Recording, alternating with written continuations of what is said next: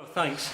Yeah, but a bit about myself. I've had 2/3 of my career on railways, about 1/3 working with the Environment Agency in flood management. And I've been looking at climate change things on railways in the main for the past 14 or 15 years, which is quite long when you're dealing with alternative facts, isn't it?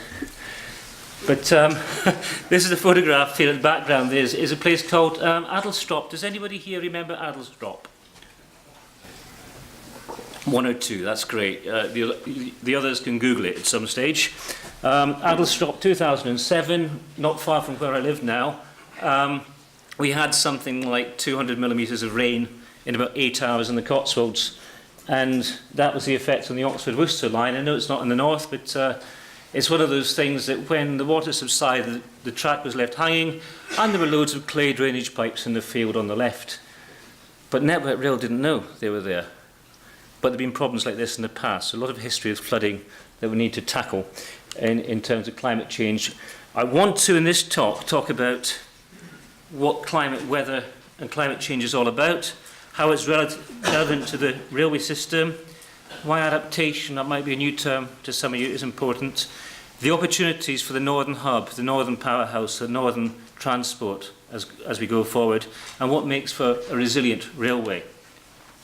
Climate change in itself, there's a distinction between climate, which is the sort of thing that brings change over 30, 40-year time frames on the right, and weather on the left that brings track buckles, snow, rainfall, a day-to-day thing. So climate's long-term, weather's short-term. There's lots of resources, maps and things you can get off the Met Office, like these two charts here, and lots of research has gone into climate looking forward over the next 50, 100, couple of hundred years. And throughout this presentation, which will be circulated if you want it, there are links into other resources you can tap into and get more information. Adaptation. Now, IPCC is not the Independent Police Complaints Commission. It's the Intergovernmental Panel on Climate Change. And they've called for society globally to adapt to the future climate, because things are going to change. We're going to need to change to allow society to operate. And infrastructure underpins society. COP21, you might remember the big shindig in Paris, December 2015, where the world governments all agreed to reduce carbon emissions, agreements there to reduce carbon emissions and to adapt, put effort into adapting society to the future climate. Railway systems are not immune to that. And with the inertia that's in the atmosphere and oceans, it means that if we even stopped all carbon emissions, greenhouse gas emissions today, the temperatures will still continue to rise until the 2050s and beyond. So what's happened in the past is going to affect us anyway. We need to change the way we think, the way we operate, and invest in making things more resilient. RSSB and Network Rail have been looking at these issues since 2003, so there's a lot of information and knowledge around in parts of the railway as to what climate change will mean to the railway.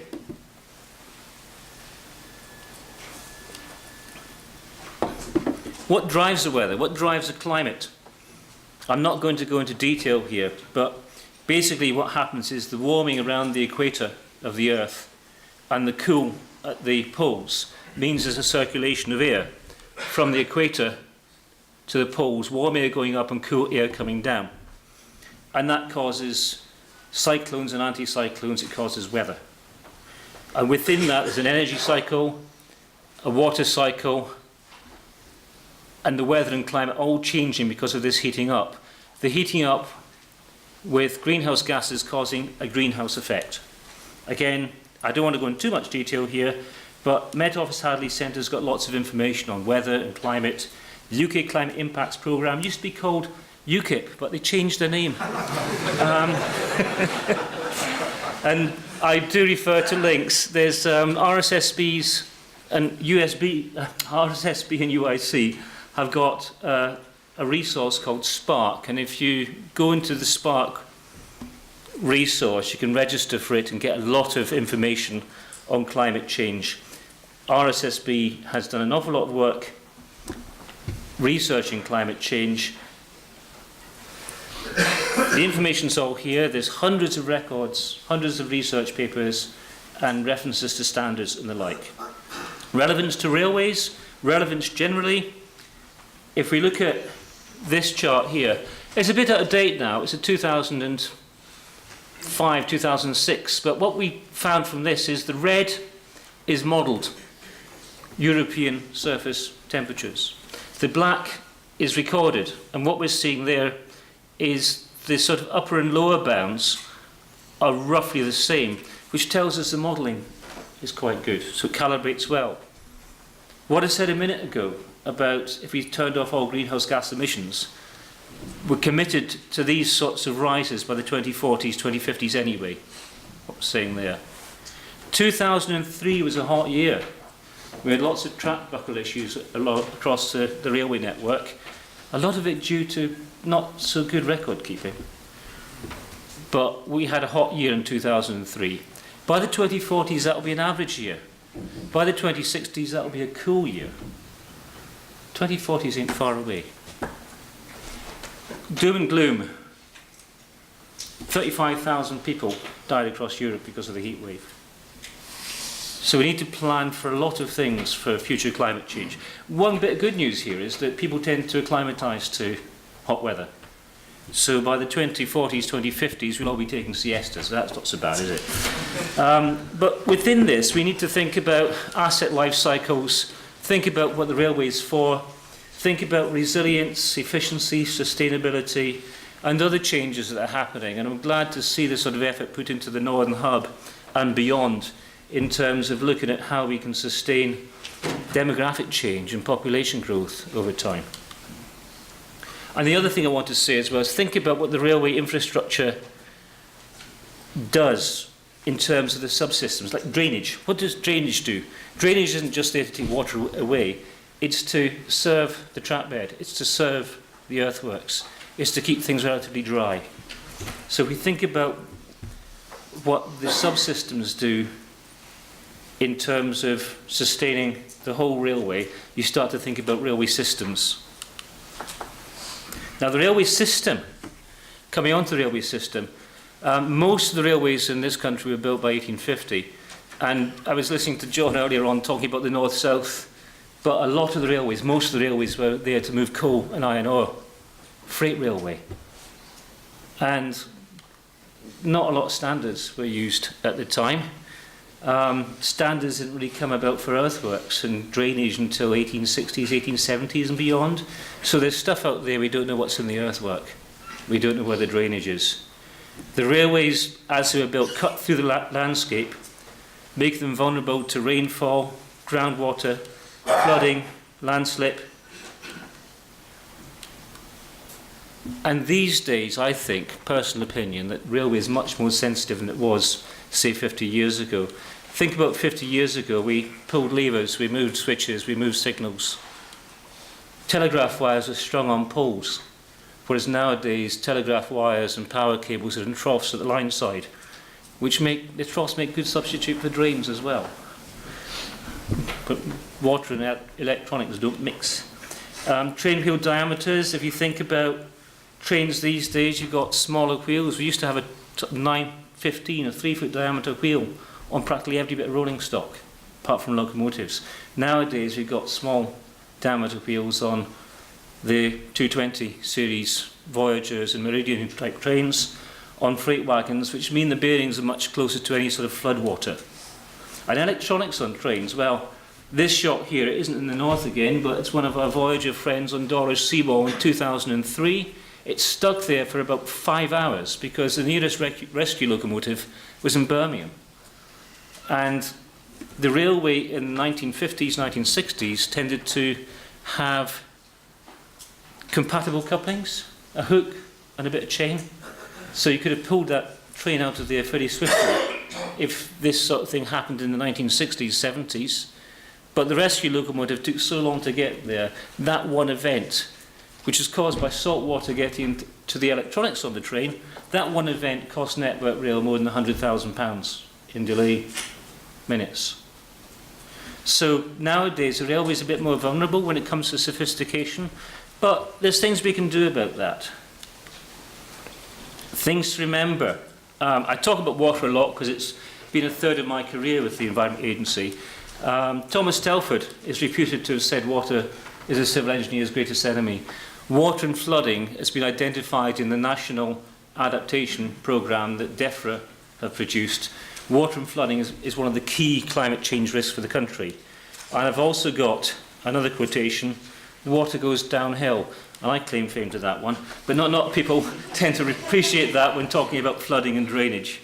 But as an industry, T1009, or Tomorrow's Railway and Climate Change Adaptation, was a research study that the Technical Strategy Leadership Group, which was given support by RSSB, agreed to fund in 2012, and looked at the resilience of the British Railway in response to anticipated changes in key climate variables.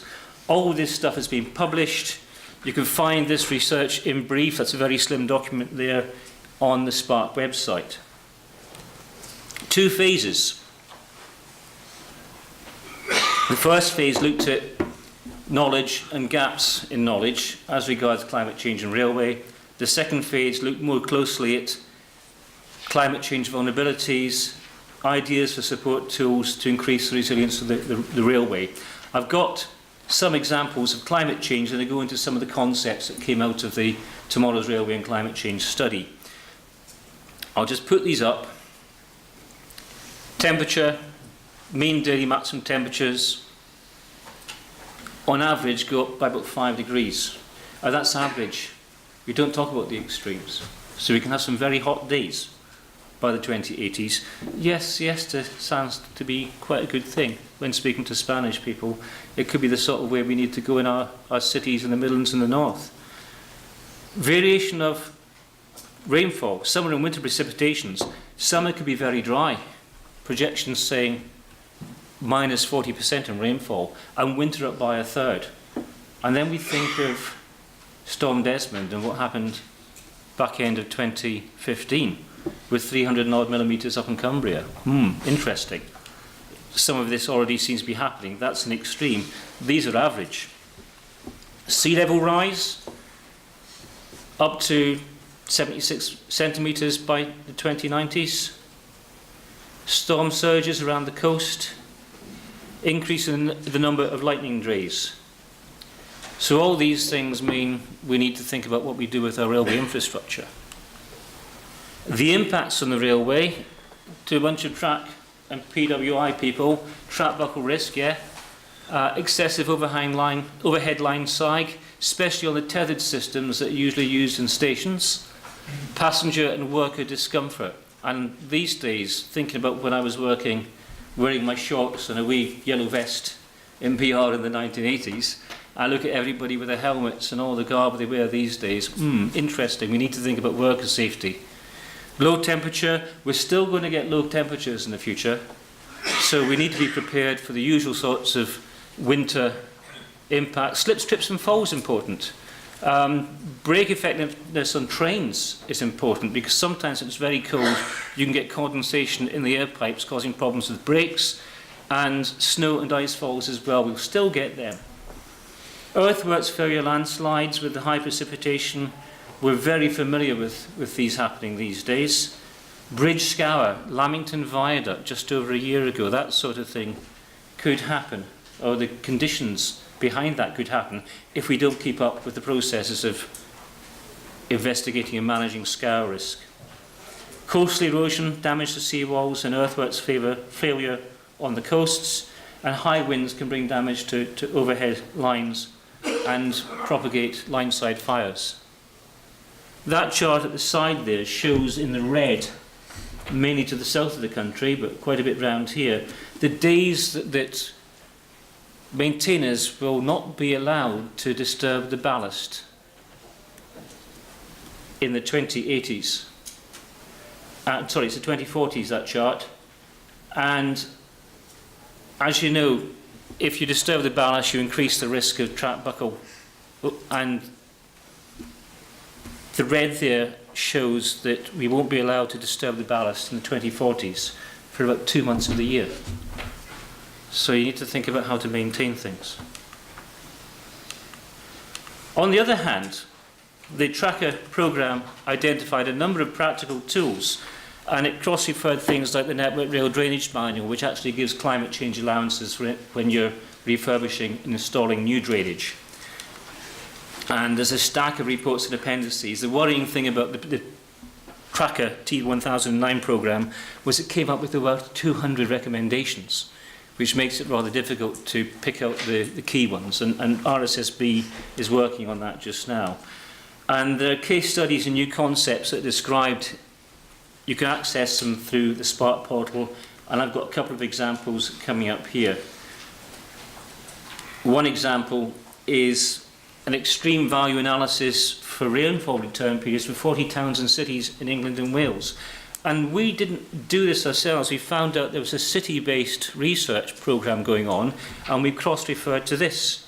So you've got return periods for Darlington, shown on this chart: December, January, February, June, July, August, present day, 2040s, 2060s, 2080s, and the 5, 10, 50, 100-year return periods.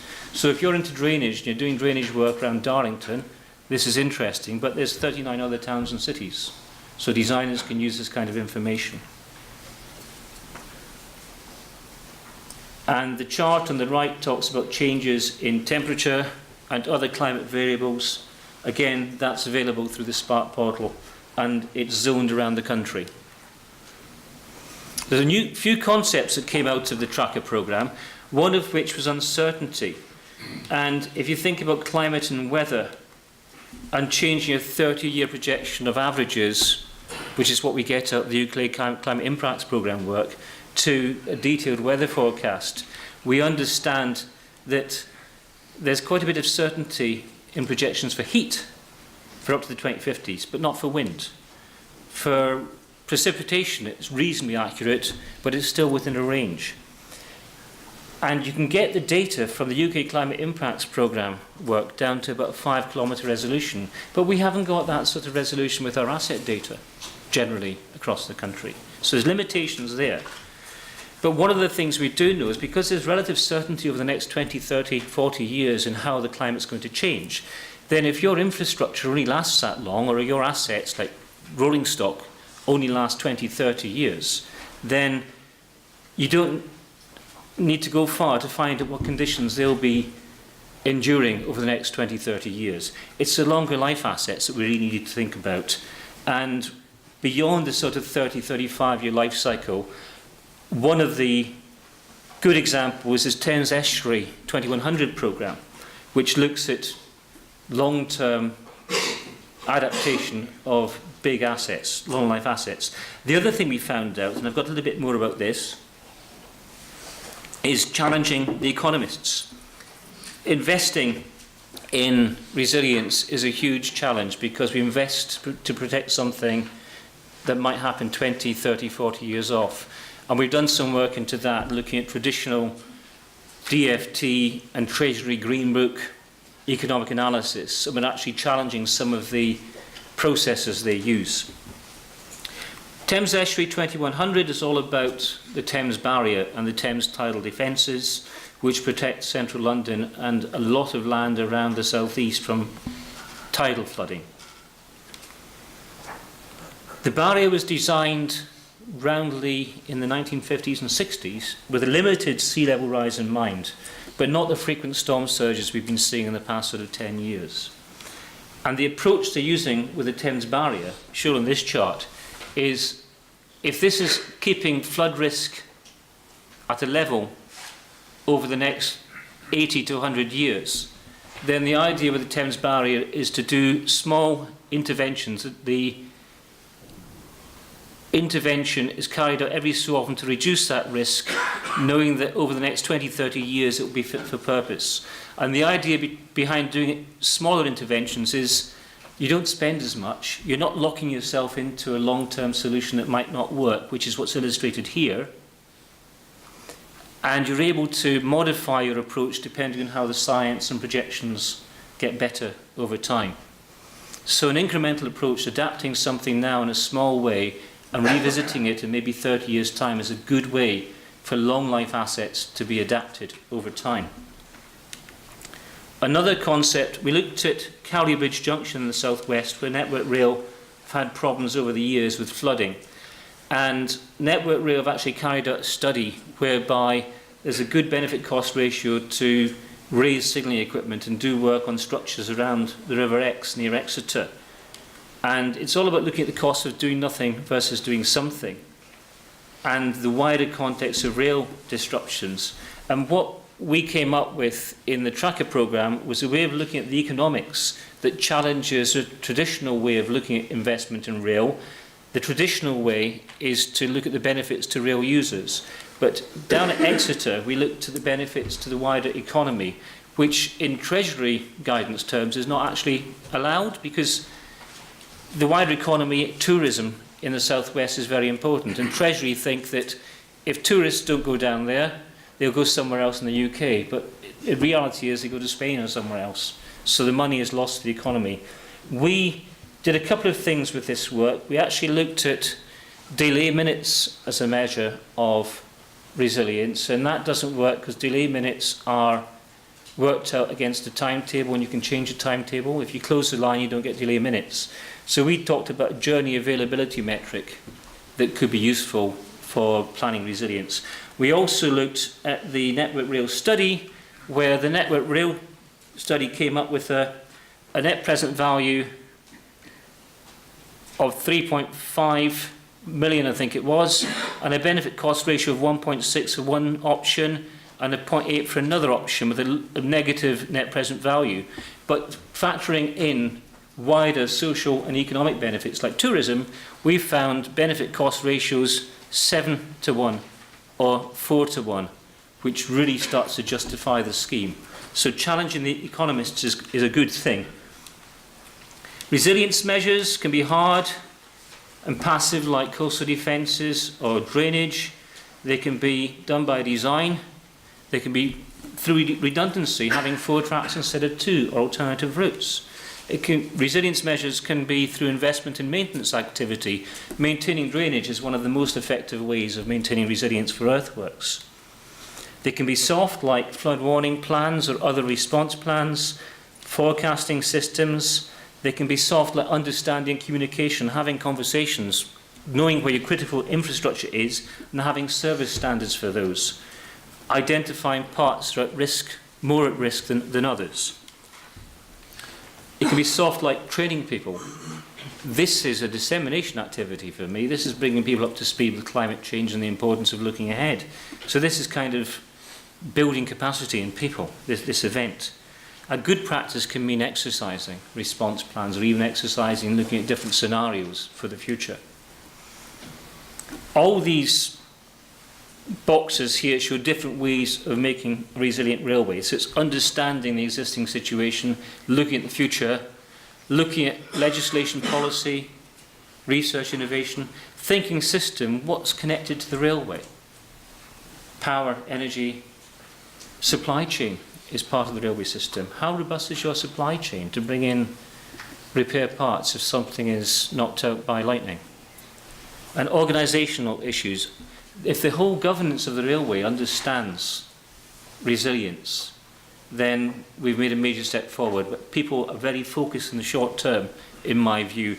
There's tremendous opportunities with the Northern Hub and beyond to look at making things resilient as we replace and renew our assets. At COP22, which is a follow-on to the Paris event in 2015, this was in Marrakesh last year, the World Bank came up with a statement: 2/3 of the infrastructure needed by 2050 in the whole world is yet to be built. And the Northern Hub and beyond is part of this. So given leadership, we can actually build a more resilient society in working with the environment. We think about adopting blue-green infrastructure. Little graphic there. We're thinking about SUDS, if you've heard of SUDS, sustainable drainage systems, working with the environment rather than against it. There's loads of tools that engineers can use to build in better resilience. Build it in when the infrastructure is replaced, or build it in with new infrastructure. HS2 is being built so that generally it's a metre above the 1,000-year flood level. That's resilient. We can tap into engineers' skills. We engineers like solving problems, so given a problem we can solve it. The tools are there. We need to look at the standards we use and change them for the future climate. But you guys can set these. I used to be a standards engineer in Network Rail, and I wrote stuff into the drainage manual about future climate. I wrote stuff into the bridge design standards about scour. You guys can do that. You can go one step beyond existing standards, looking at the future. And be very critical about economic assessments. Economics that look just at justifying the benefits to existing rail users doesn't actually look at growth. And that's an area that we need to focus in. If we have the right economics, we have the right investment, we have the right way of building a resilient railway. Some tips from my colleagues in a forum called the Infrastructure Operators Forum. I'll just put these up and pick up one or two. Language is important. Gatwick Airport was struggling to do drainage work until December 2012, when a substation flooded and knocked out the whole airport on Christmas Eve. Drainage activity was given a boost because it hit the reputation of Gatwick. Corporate risk registers. If you can get resilience onto a corporate risk register, big tick. Embed knowledge in the organisation, not in an individual. Very often when experienced people leave organisations, the knowledge goes with them. But find a way of embedding that in the organisation is a really good practice. And resilience planning is not emergency response planning. It's not about taking a breach in a seawall or an earthwork and putting back like for like. It's about making it better than it was before.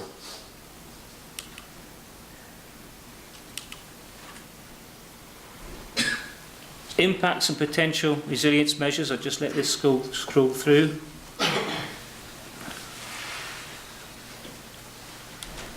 Engineers can fix these things. One of the things I learned from a PhD study that I'd seen on track buckle risk was that if track is maintained to standard, the cribs are all full, you've got the right ballast shoulder, it's got the right stress-free temperature, you don't get track buckles. For rainfall, improving drainage, improving scour protection, protect vulnerable slopes, rebuild embankments, institute warning systems. The tools are all there, we're doing it. Adapt rolling stock. I was speaking to a rolling stock engineer yesterday at the Rail Delivery Group, and apparently the Italians have a different temperature with the air conditioning in trains in the summer compared with winter. We have the same one all the year, so that's why it's really hot in the summer. We can do simple things like that, and we need to factor in resilience measures for routine renewal programmes and Northern Hub and Beyond programmes. Thank you.